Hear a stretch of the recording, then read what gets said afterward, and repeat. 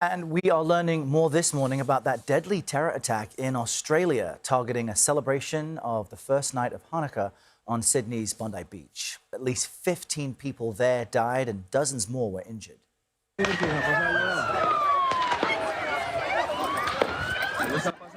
You're looking as hundreds of people fled this famous beach as two gunmen opened fire. Police now say it was a father and son who carried out that attack. And incredibly, you see this on footage. One man confronted one of the attackers, grabbing a hold of his weapon at one point and then turning it on him until the alleged shooter there backed away. But that bystander is now recovering in the hospital after suffering gunshot wounds to his arm and to his hand. Speaking overnight, Australia's Prime Minister condemned the attack. What we saw yesterday was an act of pure evil, an act of terror, an act of anti-Semitism, an attack on the first day of Hanukkah, targeted at the Jewish community. A dark day in Australia's history on what should have been a day of light. Anna Schecter is the head of our CBS News Crime and Public Safety Unit. She's been on top of this story since it broke over the weekend. Anna, good morning. Horrific to have to chat with you over this topic, but what more are we learning? There's all that footage, all these first-hand accounts. What do we know about how this happened?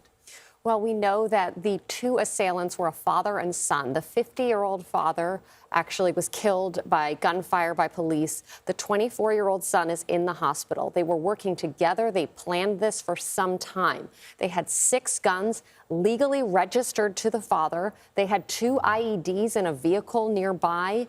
Their homes have been searched. It's interesting, you know, there's so much news that broke over the weekend. We know a lot more about how this played out in Australia than we do at Brown University.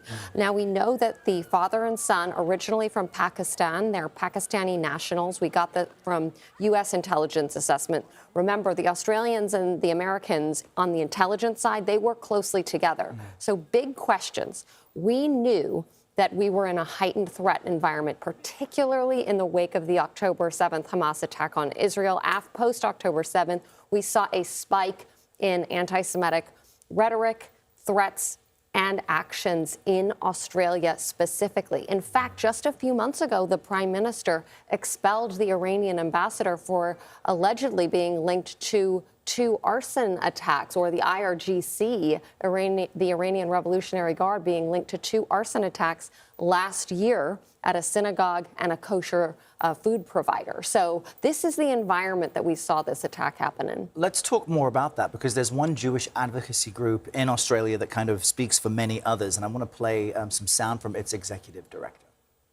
This has really not come from, spontaneity or opportunism. This is the end point of 2 years of relentless villainization of the Jewish community, incitement against us, and a progression of ever-increasing violence against the community. So it was predictable, and yet, like I said, it's still unfathomable that this would ever happen, that it would come to this.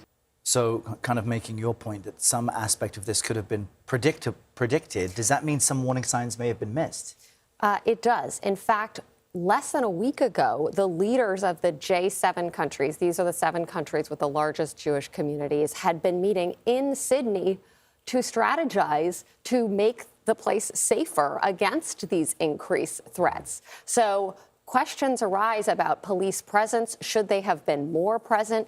Police response time, had that been staffed better with more police officers there? Would that attack have been less deadly because it took that innocent bystander to tackle the shooter? It wasn't police who were initially able to take them down. Which is remarkable when you consider the risk from someone in the public doing that. Anna, thank you very much. I know you'll be tracking this all day.